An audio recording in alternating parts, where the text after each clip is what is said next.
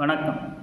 தந்தை பெரியார் இந்த சமுதாயத்திற்கு என்ன செய்தார், அவரை இவர் கல்வி கற்க வைத்தாரா, இவரை அவர் கல்வி கற்க வைத்தாரா என்று ஒரு மூடத்தனமான ஒரு கேள்விகளை சிலர் இப்போது பேசிக்கொண்டு இந்த சமுதாயத்திலே அங்கேயும் இங்குமாக அறைந்து கொண்டு இருக்கிறார்கள்.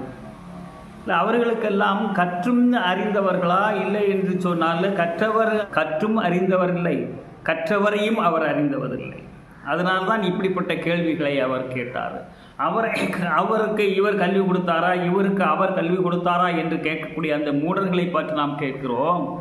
தமிழகத்திலே இப்போ மிக அதிகமான அளவுக்கு பெண்கள் கல்வி கற்றுக்கொண்டு இருக்கிறார்களே, அதுக்கு யார் காரணம்? கிராமப்புறங்களிலே இருக்கக்கூடிய பெண்களெல்லாம் நகர்ப்புறங்களுக்கு வந்து கல்வி கற்றுக்கொண்டு இருக்கிறார்கள், நகர்ப்புறங்களிலே வந்து வேலை செய்து கொண்டு இருக்கிறார்களே, இதற்கெல்லாம் யார் காரணம்? வீட்டு விட்டு வெளியே வரக்கூடாது என்று வீட்டுக்குள்ளேயே அடைத்திருந்த காலம் ஒன்று உண்டு.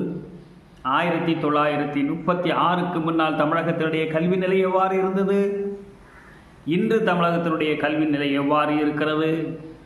இந்தியாவிலேயே இன்னும் சொல்வதாக இருந்தால் மேல்நிலை கல்வியிலேயே முதல் 56 விழுக்காட்டை தாண்டி இன்று பெண்கள் கல்வி கற்றுக்கொண்டு இருக்கிறார்கள் என்று சொன்னால் அதற்கு காரணமாக இருந்தது யார்?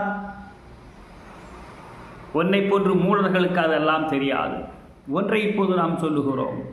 திருச்சியிலே ஒரு பள்ளிக்கூடம் இருக்கிறது.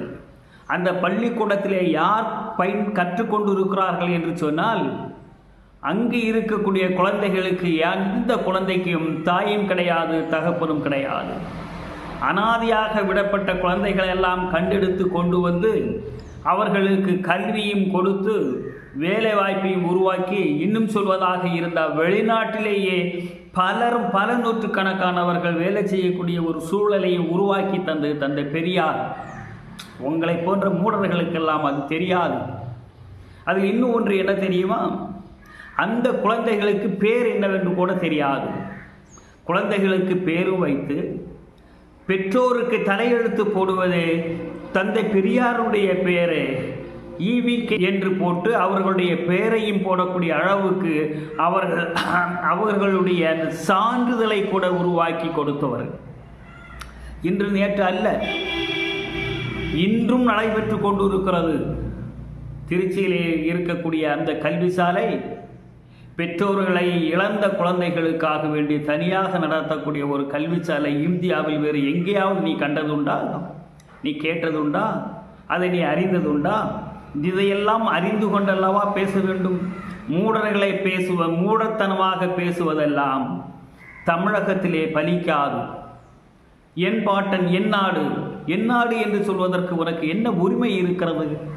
கேரளாவிலே இருந்து பிழைப்புக்காக வேண்டி ஓடி வந்து நீ தமிழகத்திலே வந்து கொண்டு என்னாடு என்று சொல்லுகிறாயே, ஒன்னாடு எங்கே இருக்கிறது? எந்த தமிழனும் உன்னை ஏற்றுக்கொள்ள மாட்டான். எப்போது தந்தை பெரியாரை கை வைக்க ஆரம்பித்தாயோ அன்னிலிருந்து ஒரு சாம்ராஜ்யமே சரிய ஆரம்பித்து விட்டது. இனிமேல் சந்தி சிரிக்க நீ ஓடப் போகிறாய், காத்திரு.